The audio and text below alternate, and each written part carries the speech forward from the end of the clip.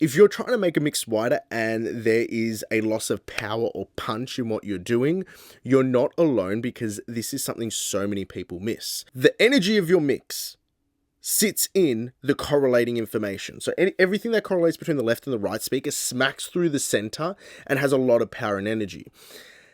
Anything that sits in the side is decorrelated information between the left and right, which means because they don't correlate, they're out of phase. So you've got two independent sets of information working, and it gives a sense of atmosphere, but it's not necessarily as powerful. You're not going to get as much punch, as much energy out of it.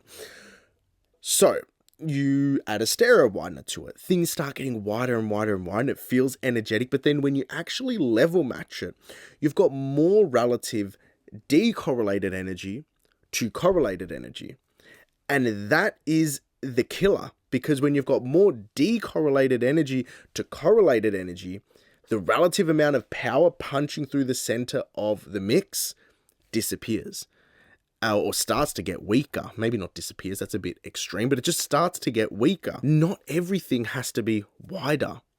This is like very specific why on panoramic, width actually can go backwards. You can actually dial in negative on the width module, so you can make changes, add saturation, add parallel compression, but then dial the amount